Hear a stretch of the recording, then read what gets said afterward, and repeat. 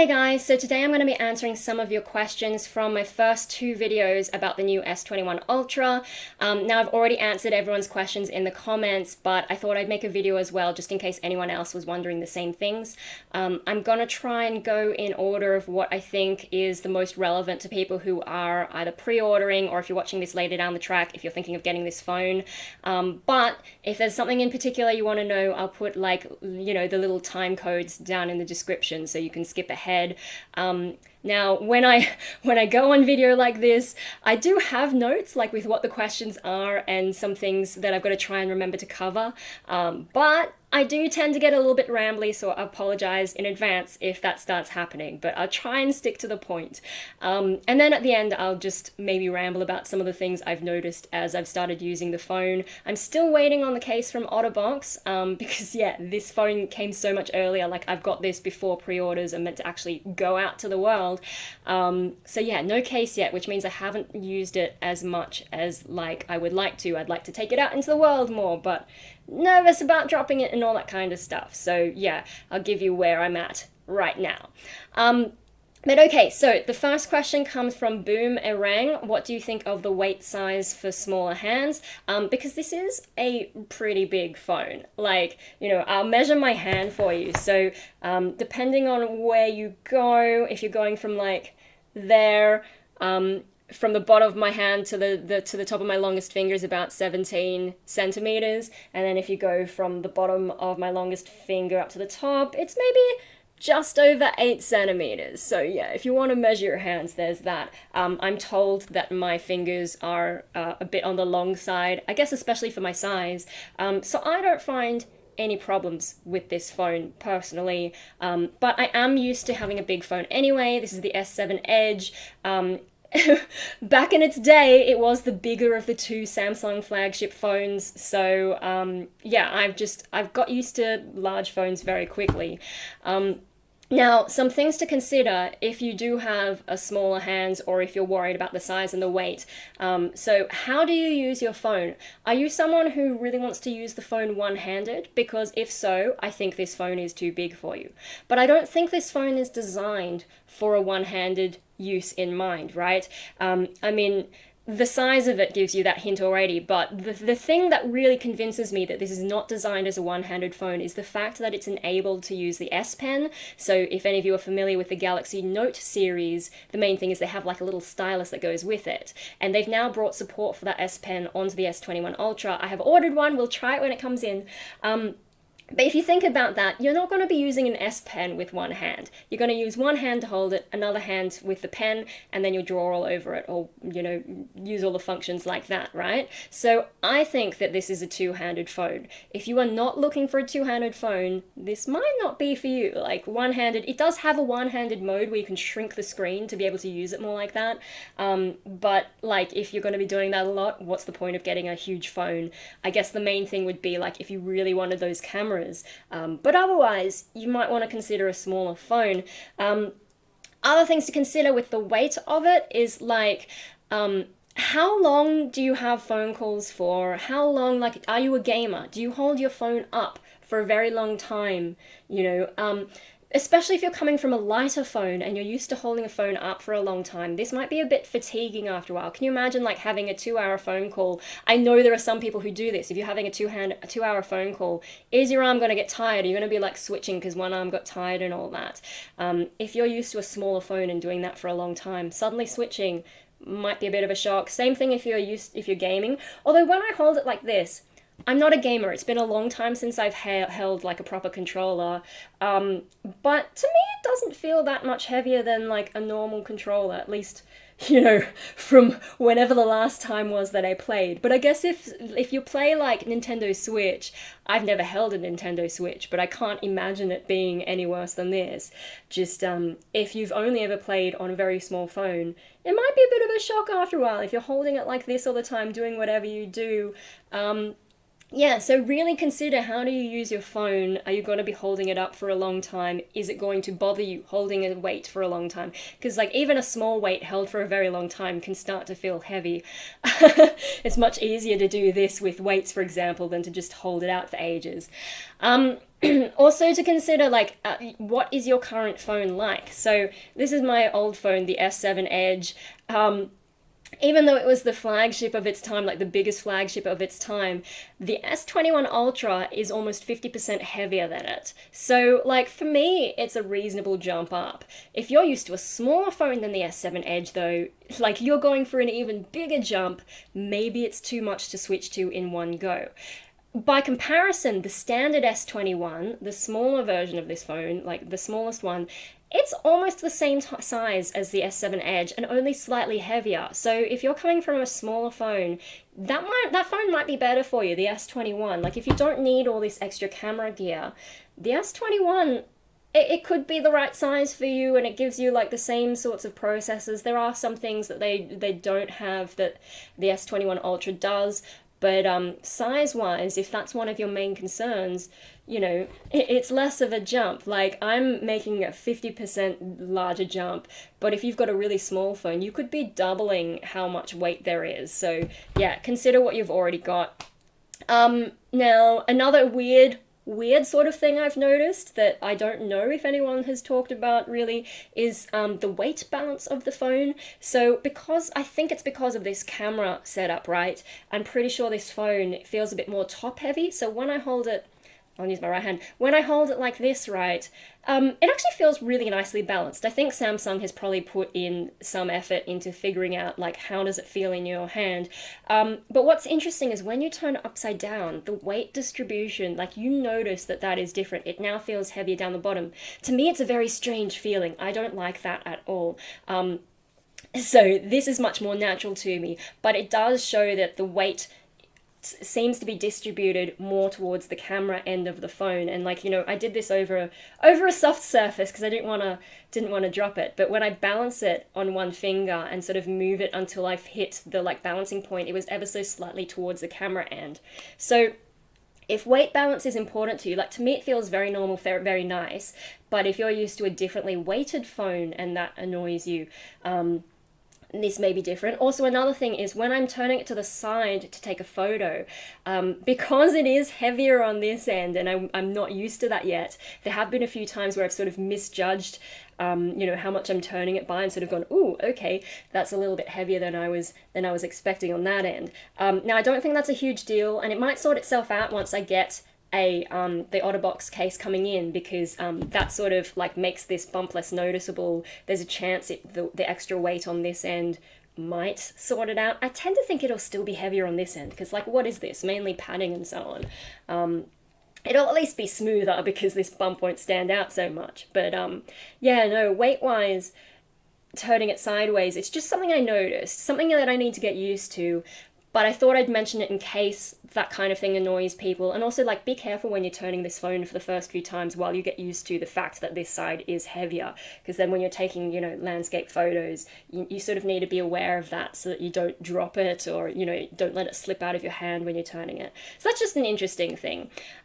So yeah, what do my notes say? The main things, I think it's a two-handed phone. It is heavy, especially if you're not used to it. That could be a bit fatiguing on your arm if you're not used to holding up something with a little bit of weight for a long time. And if you use your phone like that, it's 50% heavier than the S7 Edge. So if you're not used to an already big phone, it might be a big jump. Like, it might be too much for you to jump at one go. Like, maybe this year you could do an S21, then in a few years' time you could go up to that bigger phone. Like, maybe you should do it in steps. Like, think about how you use the phone, and then the weight is a little bit more top heavy. So I think those are my main points. But ultimately, if you're not sure about the size and weight of this phone, I would recommend checking it out in store. I'm not sure about other countries, but in Australia at least, it's already out, like, on display at different shops. So I went to JB Hi-Fi and they already had it. You can pull it out of the thing. It does have a security thing attached to it, so that makes it a bit difficult to judge how heavy it is, but you can sort of get a real feel for how big the phone is. I I put my phone next to it so I could see, oh yeah, it's bigger, but not by a whole lot. Like I can handle that. So you can put your phone next to it, see how big the difference is, and make a better decision on whether or not it's good for you. Because there's only so much I can show you on video, right? So I hope that answers that question as comprehensively as I can, because I think it's one of the most difficult things, and for a lot of people could be of concern if you're not used to big phones. So moving on, the next question is from my friend Raven Meakin, who is asking, it didn't come with the new super fast charger. And no, it didn't. And this is a trend that, of course, has been started by Apple. Anytime Apple takes something away, it becomes kind of the fashion for everyone else to follow. You know, like some of the companies might make fun of what Apple has done, but soon enough, especially with their flagship phones, they follow suit. So yeah, blame Apple for this.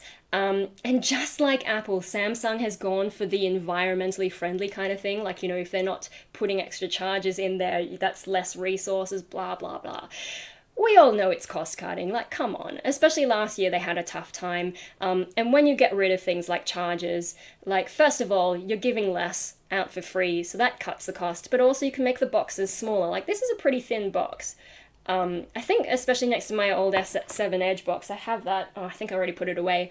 But yeah, that was a bit chunkier. And if you have smaller boxes, it means you can put more onto a ship or onto a truck, and it's cheaper to ship more units that way. So that's what's really happening. It's cost cutting. But I'm not too concerned about this. I mean, for one thing, I was able to get coupons so that I could buy chargers. So I'm actually ordered two, and the price of the new chargers are actually less than what the old chargers are. Now, I'm talking about the 25 watt chargers. Samsung does have 45 watt chargers, but I'm not interested in them. Like for one thing, as far as I'm aware, this phone is only rated for 25 watt charging anyway. I'm not sure that it would benefit from a 45 watt charge. And the 45 watt charger, from what I've looked at, it either does 45 watts or 15 watts. I'm not sure if it does in between, so it would be slower anyway. I don't know. I don't know if I'm completely right about how all this works. But another thing is, like, you need to be a little bit more aware of how fast charging works, because it can damage your battery life, and doubling the speed, like doubling the watts of your charger, doesn't double the speed that your phone charges at. So like, there's a lot of physics involved. I'm not going to be the greatest to explain it, but if you want to go and check out this video I'll put up in the corner, I hope this is the right corner I'm pointing at, but this guy, he does a really great job of explaining it, and he has a really nice accent too. So he's nice to listen to, and he explains it really well, like how batteries work and what happens when you're fast charging. But the main things for me is, like, I mean, fast charging, if you ever notice, like, it gets hot when you're charging the battery, and fast chargers, that's worse. And the more you heat a battery, the worse it is for the battery life. And if you consider, I'm someone who's had my first smartphone ever for 5 years, and after spending $2,000 on this one, I kind of want it to last at least 5 years as well. So for me at least, my priority is extending battery life. I don't need something to charge in 5 seconds. I want it to last for a good long time. So actually on my old phone, it did have, like, it's the whatever the fast charging was of its day, and I actually turned that off. And I've also turned off fast charging on this phone because I just don't need it, and I would rather the battery go slow and last a long time, not get stressed. God, there were a few different fast charging modes though, like it had fast charging and super fast charging, and I'm like, yeah, no, we're not doing that. But yeah, so fast charging. Another thing about it is, like, do you really need it? Like, what is this trend of having super fast charging? I don't understand, because most people would charge their phone overnight and then use it through the day. Like, most these days, unless you're a really heavy user, most smartphones are going to last the entire day. And then if you really need to, you can always get a battery pack to get it through the rest of the day, and, like, you know, there's ways around it, but like for the actual charging, most people do that overnight. So if you're going to be asleep anyway, why do you need it to charge fast? Like, if you're going to be sleeping from 6 to 8 hours, that's plenty of time for the phone to charge. Like, even doing this from my computer, because I don't have the charger yet, I charged it from my computer. It just, I didn't think it was that bad. Like, I'm not that impatient. I think it's a trend. I think, like, oh, we have the fastest charger. I think it's partly a marketing gimmick. So yeah, I just wouldn't buy into it. Like, unless you're someone who has some kind of application where you desperately need your phone charged fast, if you're not one of those, I don't think you need it. There's only a certain number of people who are going to need that fast charging. The other thing is, most of the time you can do like what I've done and turn off the fast charging. But if I ever find a situation where I do need that fast charge, I can always turn it back on again. So what's the big deal? Like, I just do it for that time, and then the rest of the time I conserve my battery. Now, another thing you'll notice in that video I linked is some comments on wireless charging, and I don't do wireless charging for the similar kinds of reasons. It's not good for your battery life. Also, if you think about wireless, like instead of plugging it in directly and having direct contact, you're trying to go through like all these different things and you actually lose energy. Like, it's not a very efficient way to charge a phone, or like to transfer energy from one gadget to another, and then you get more of that sort of heating thing, which is not good for your battery, like in the long term. I mean, they've got processes in place to try and limit the damage to your battery, but ultimately, like, the slower you charge, the better. Now, there's only so much damage you can limit with this sort of slow charging method. All batteries degrade over time, but you can sort of squeeze out a bit more battery life if you just calm down with the fast charging. So yeah, the phone doesn't come with any charger. It doesn't come with the super fast charger. I'm just going to get the regular 25-watt charger. And I see no need for anything more. It is a little bit annoying that they don't give out chargers or give you an option to have a free charger for those of us who are stuck in the past with the old technology. But, you know, it is what it is, and it is nice that they reduced the price of the new charger. I think it's coming out early February. That's when I'm expecting to get it anyway. So, yeah, it doesn't bother me too much. It's a little bit annoying, but it's worked out for me because of coupons and so on. Yeah, so those are some thoughts on the super fast charger. Now, the next question is from DeAndre G. I hope I pronounced that right. I'm not great with names. The question is, why didn't you have a choice in the color of buds? I did. So he's talking about the Galaxy Buds Pro, and I'm so sorry my lighting is dodgy today. But yeah, so as I mentioned, I think in the first video, I got the silver. I didn't have a choice in getting the silver ones. And the thing to know about this is that with the S21 series, Samsung series, and this happens with a lot of products, the release is different depending on where you are around the world. There are different deals, different ways things are done. And now in Australia, where I am, for example, not only is it the silver buds that you're getting, but we're not getting the smart tags here. And I mean, you might be like, why aren't we getting the smart tags? Like, that's stingy. But the thing is, if you go on the Samsung Australia website, there is absolutely no mention of them. They're not even selling them separately here. So there's a few things, like maybe they don't intend to sell them here at all. Or maybe they're bringing them out later. And there's a few reasons that could be. For example, if, you know, like, you know how there's like different TV formats, for example, and certain technology, TV technologies won't work here as opposed to America. There's also things like, you know, if you think about a car, when you're manufacturing a car, there are countries that drive on the right side of the road, and then there are countries that drive on the left side of the road. And if you're making one for both markets, you've got to adjust the product to suit the local conditions, right? And so I'm wondering if there's something about smart tags that doesn't work in Australia. I think that's possible. I don't really know how the smart tags work, but for example, if they use cell data somehow, that would be kind of tricky because like our network is going to be different to say America or whatever. I don't know if that's how it works. Maybe it's a Bluetooth thing. Another possibility, like if it's not a technological limitation, it could be because maybe they've done some market research and maybe Australians just don't care about the smart tag thing. Like maybe we don't buy them in any significant numbers, so maybe it's not worth Samsung's while to bring it here, do the local advertising, all that kind of stuff. So there's a few reasons that we might not be getting the smart tags with our S21 series phones.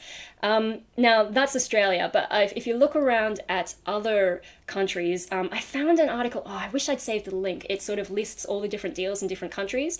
Now in some countries, you're getting the smart tag and then you're getting a coupon to the value of the buds, but you don't necessarily have to spend it on these.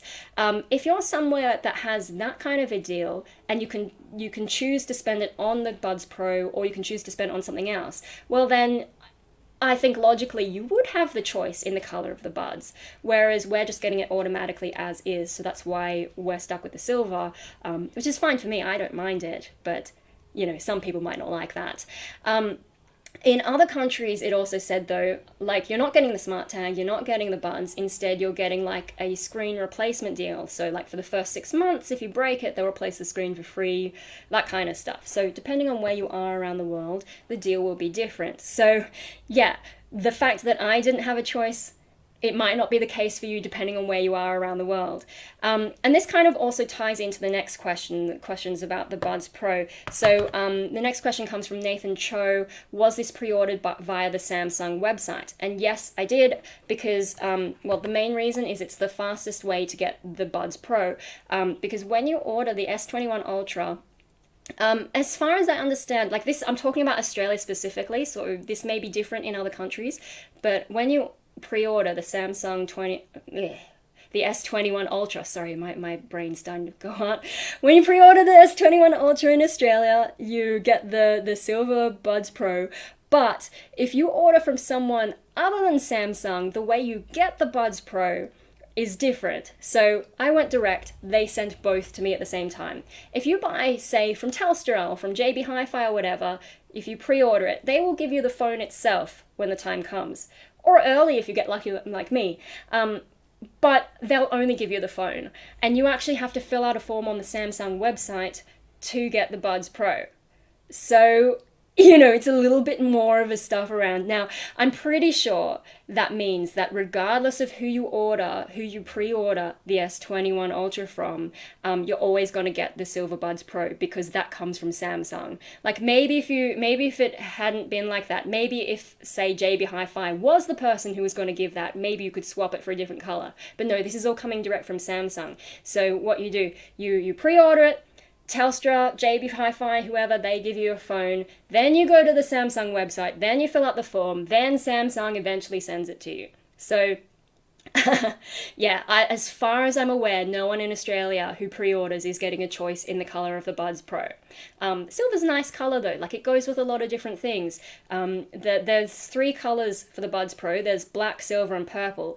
And, you know, I did have a question come in a bit later about why didn't I get the purple. And one thing is, like, purple, because it's a color, like depending on what outfit you're wearing, maybe it's a bit harder to match, whereas black and silver are very neutral colors. It'll go with basically everything. So yeah, if you're a fashion person, there's a tip. But yeah, so I ordered directly through Samsung Australia, and that's why I got both at the same time. So if you're still pre-ordering, if you're watching this during the pre-order time, that's something to consider. I mean, if you order direct through Samsung, that does mean you pay outright. So if you're going for a plan with a telco and you've got a good deal with them, well, you just have to put up with waiting a little bit longer for these and going through that process. But yeah, because I like to buy phones outright, I don't like to be tied down. I have a very cheap phone plan. I'm on prepaid. I'm essentially paying $5 a month, because I don't do a lot of data out and about. I'm home a lot of the time. I don't need a lot. For me, it makes more sense to just buy outright, and that's worked out well in terms of this deal. So, now the final question is about the cameras. Now, if you want a really detailed breakdown of what all the cameras are and what you can do with them, there are tech channels who've really gone into detail about this, and they know more than me. So I would recommend looking at one of those. But so this question comes from nervousneuron. Do you know why phones these days have more than one camera lens on the back? And I would say the main reason is because of zoom. But let's have a look at the cameras first. So I'll do my best to give you an overview of the cameras, but I would really recommend looking at a proper tech channel or tech reviewer for the explanation of what's going on here. But so, yeah. Actually, this is not 5 cameras. I know it looks like 5 cameras plus a flash, but it's not. This unit up here, I'm pretty sure, is the laser autofocus or whatever, because last year on the S20 Ultra, they had problems with focus. So now they've actually put a laser unit in to solve that. So there's actually 4 cameras here, but there is a 5th camera. It's the selfie camera. It's a 40 megapixel thing, but otherwise pretty standard. These are the cameras that we're most interested in. Now, I don't know exactly which one is which, so bear with me if I get it wrong, but I think one is a wide angle lens. So instead of just seeing what's in front of you, it sort of stretches out the image so that you can see things a bit more to the side. It gives you a bit more peripheral vision, so that if you're getting really close to something, but you still want to see what's around it, that's what that's good for. The next camera, I think, is is this one is just a regular like 1x camera, but it is like 108 megapixels, something ridiculous like that. Now they don't give you a 108 megapixel image, thank God, because the file size would be horrendous, but they use all those extra pixels to do processing to make the picture better, is my understanding. Although I think you can set it so that it can take a ridiculously large photo for you if that's what you want. This one I think is the 3x zoom. It is what it sounds like, 3x zoom. And then this one is the 10x zoom. Now, the zoom levels, I'm pretty sure, is the main reason that they have so many different cameras. And I'll show you why. First of all, have a look at how thin this phone is, right? That's pretty thin for cramming so much hardware in.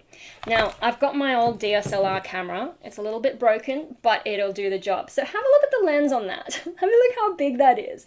And when you're zooming, right, this thing moves around, and it moves a reasonable distance. Like, it moves more than the width of what that phone is. Now, obviously, the lens is a lot bigger, so maybe if you scaled it down, it wouldn't be so bad. But that's a big movement, and it does get you a reasonable zoom. Now we're talking optical zoom. Some cameras will have a digital zoom, but what that means is it's actually cropping in on something, and that's why the images often look crap. If you want the good quality, you need optical zoom. Now, this is just my standard lens, right? So it only zooms a little bit. If you really want to get a proper zoom, what you need is a zoom lens. And have a look at this if you really want to zoom in. Look how far that goes. How many phones could you fit in that space? Like, that is a proper level zoom. There is absolutely no way you would fit that in here, right? That's just insane. So what they've done is, like, I mean, if you use different types of glass, for example, you can increase how much you're zooming in a smaller space. Like, there's all kinds of tricks you can do. My glasses, right, they could be thicker for my prescription, but we got a different kind of glass, and that's why they're thinner, like the lenses themselves are thinner. So there are ways around this. But if you're trying to change between zoom levels, you still need a bit of that movement. So yeah, there's only so much you can fit in this tiny little space. So I think that's the main reason that phone manufacturers started putting in more cameras, so that they can all be set at different zoom levels to get you the best results. Without making your phone stupid. Like, can you imagine putting something like even a scaled down version of this onto it wouldn't work. Now, something that's interesting though, you might be wondering why this is an empty space, and I have seen some tech reviewers go, oh, why didn't they just fill that space with an extra camera? The thing is, that camera, like, this is actually all part of the one camera, and I'll put in a little screenshot from Samsung's video about the cameras, because I think it's really interesting what they've done. And to explain what's going on here is the camera here, because it's a 10x zoom, right? How are you going to fit that in such a small phone? What they've done is they've turned it sideways. So it's actually, like, the camera is actually facing that direction, and then they've got a mirror so that they can turn it this way, and that's how you get the 10x zoom. It's actually really clever. So there's no space to put an extra camera in there. It's already been taken up by the entire 10x camera. And I think that's a really clever way to solve the problem. Like, rather than making this lump bigger and bigger and bigger, they've turned it sideways. They've used the space in a much smarter way. So I really like that they've done that. I think it's a clever way to solve the problem. So yeah, that's what's going on there. I hope that explains a bit more about why there's different cameras. There are a few other things to note, but I don't think this affects things as much. So if I just go back to this zoom lens here, like when we zoom in, we get that. But there's another adjustment here, and that also has a bit of movement, and that is to do with the focus. So yeah, when you're doing those focus things, I don't know how phone focuses work, but if they need more of that, maybe that's got something to do with it as well. Another thing is, when you've got different cameras at different zoom levels, you probably don't need as much adjustment per camera. Like this lens is trying to do a lot, I guess, so they need something that can do focusing at a lot more different levels. That's my assumption. Like, here I'm just theorizing because I don't know exactly how these things work.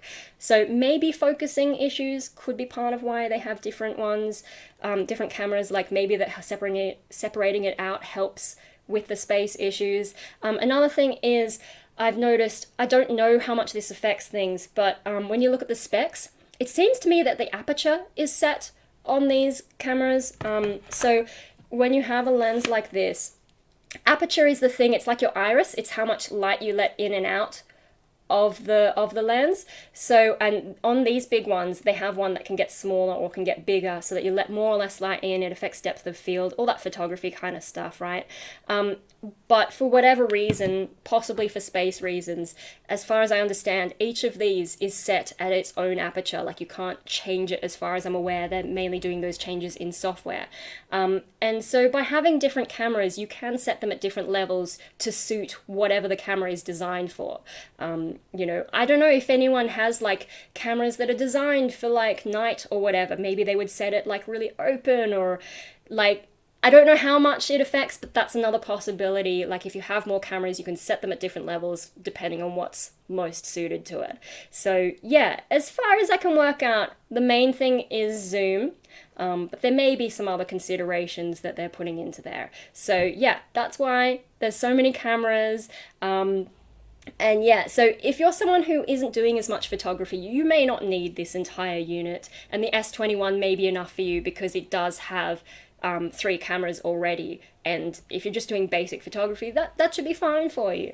So yeah, that's all the questions that I've got. In this last little ramble, I guess I'll talk about some of the things that I've learned as I've started to use it now. Because I don't have an OtterBox case, I still have my SIM card in my old phone, because this is the one I take out and about, because I'm not scared to drop it, but I am scared to drop this one. So I haven't had as much use as maybe other people would have after owning it for a couple days. But I have been playing around, for example, with the camera. There are different camera modes. One thing I want to try is director's mode, but I don't think I'll get a chance today. If I do, I'll edit something in here.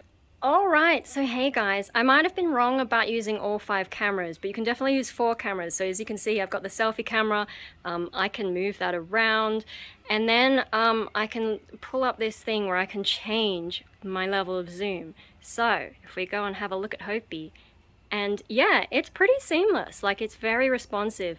Oh, isn't he cute? And like, I can film things from far away. I love this like lens, being able to get close. Like, if I just walk up to him, he might get a little bit nervous, but yeah, you can go quite wide out, more and more. And if I do walk up to him, let's go in the middle one. If I do walk up to him, you know, sometimes he's like, what are you doing here? Why are you coming so close to me? Huh? And then we can go boom. It's really fun, don't you think, guys? So yeah, this could be a really fun way to go out and about, and I hope that explains the director's view, director's mode a bit better, so you know what's going on here. Anyway, back to the main video. So if you're a vlogger like me, I could go out and about, and do you remember when I did the Luna Park video, right? I was waiting to go to that audition, and I kept having to turn it around and all that. Yeah, you don't have to do it on this phone. You can easily look at 2 things at once, which I know other phones have had, but Samsung's finally got it. Wait a minute, I just found another one where you can do split screen. This is crazy. So we can do the same sort of thing here. I'm not sure if there's a way to like switch. Oh, you can switch which side, and it's all doing this while I'm filming, so that's pretty exciting.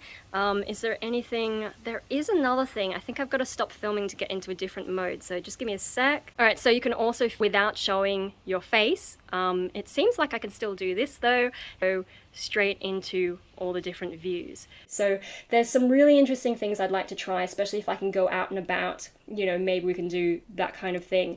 Now, other things with the camera, we've mainly been playing with the photography at the moment. So one thing we found, so my mum has an S20 and she likes the cameras, but doesn't really know how to use all the different modes. So she's happy that I've got this now, because they both have very similar software, so I can teach her tricks that she didn't know. So we were having a lot of fun with it. We played with this color mode where I took a photo of a flower, I'll put things up here, and then you can selectively choose which colors you want to stay in. And if it takes in too many, you just erase things. Now, it's not the most polished, would be easier with the S Pen, and I would normally do this stuff in Photoshop anyway, but it's cool that you can do this on a phone, and Mum had fun doing some creative stuff with it.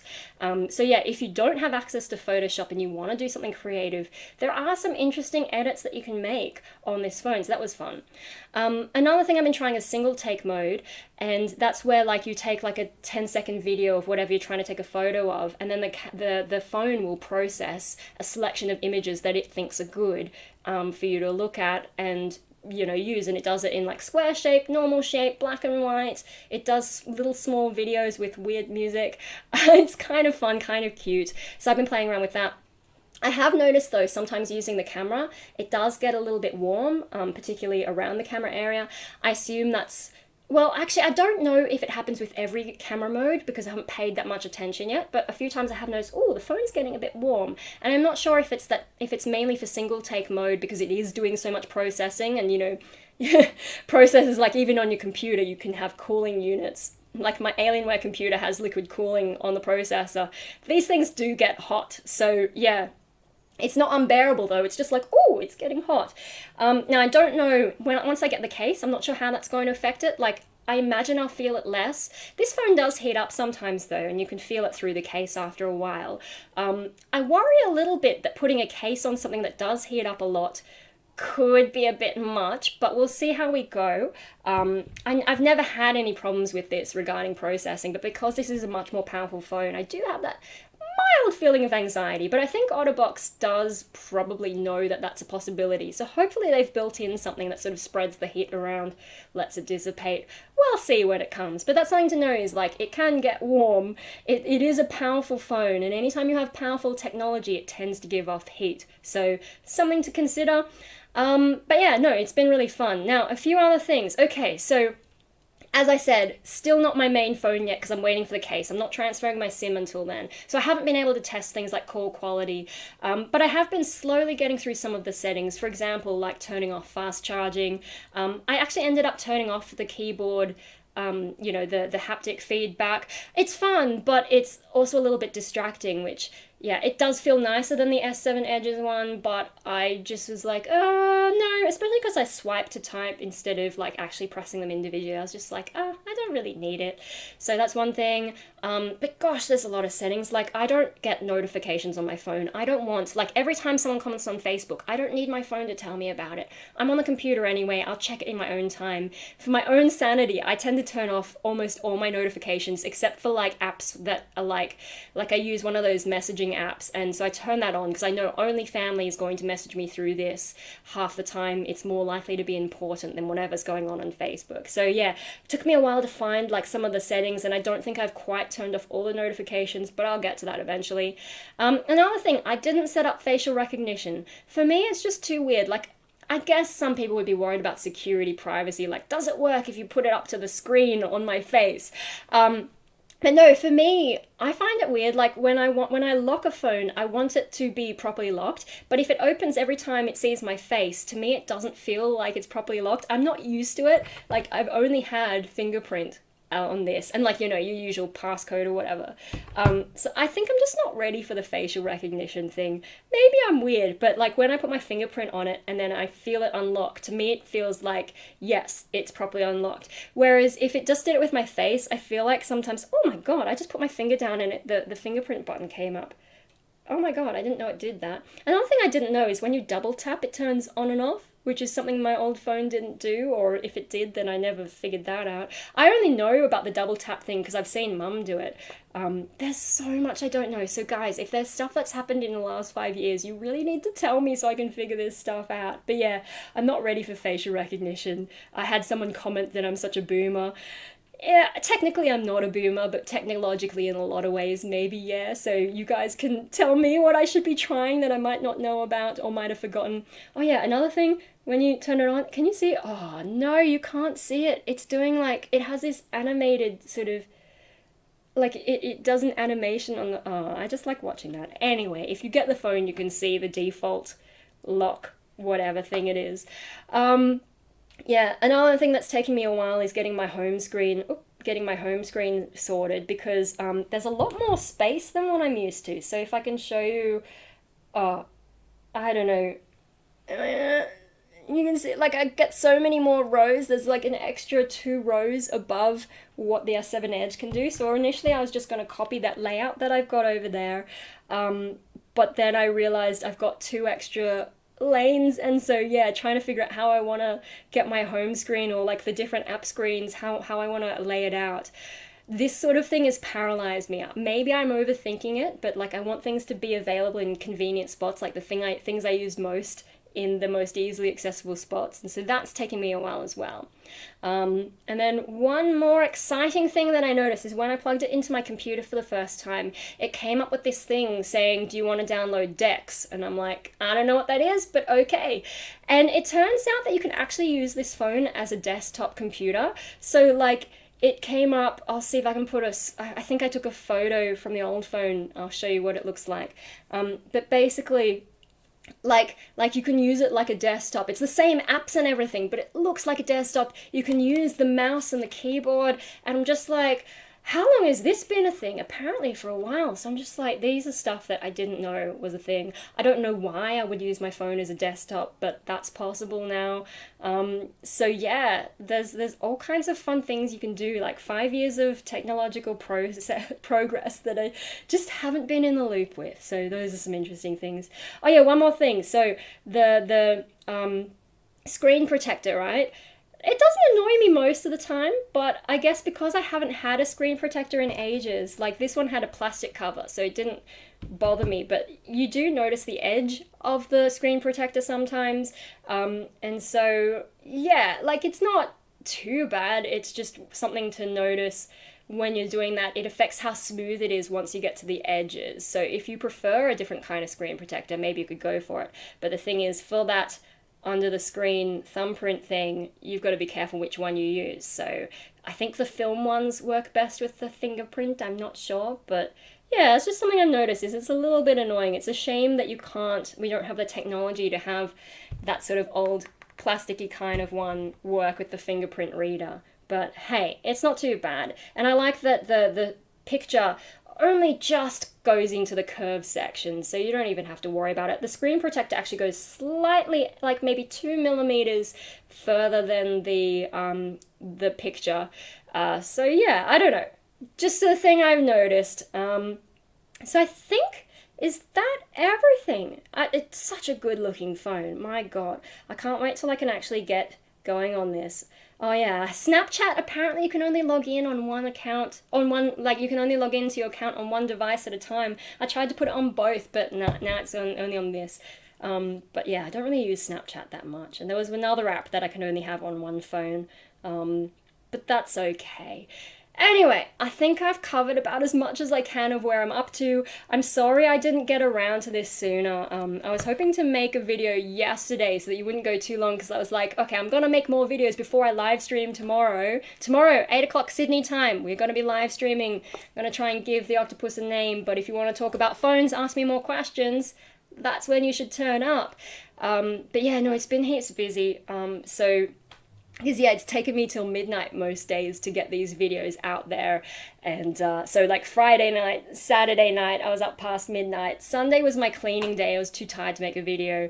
Yesterday I was working, I had my bonsai job for the first half of the day, then I was doing my finance job in the afternoon, and by the end of the day I was just too tired to make a video. So today I'm doing it. Today's a public holiday, people are walking around, but I've managed to fit a video in anyway. I will be doing more finance work today though, just to catch up on all this stuff.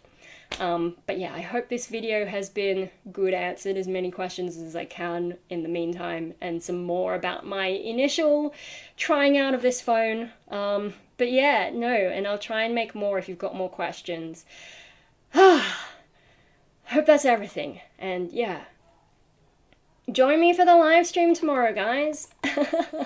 It'll be fun if we've got enough people. Anyway, so I'll get on to editing this, get this uploaded, and it's such a hot day today. I'm just going to be indoors in the aircon. So if you're in Australia, I hope you're taking care of yourself and, you know, staying hydrated. But by the time you see this video, it'll probably be too late. Oh well. Stop talking, it just end the video already. I'm sorry I keep doing this. I'm going now. See ya, guys. Like, subscribe, share, sign up to Patreon, blah, blah, blah. All the usual YouTube things. Bye. Oh, hello.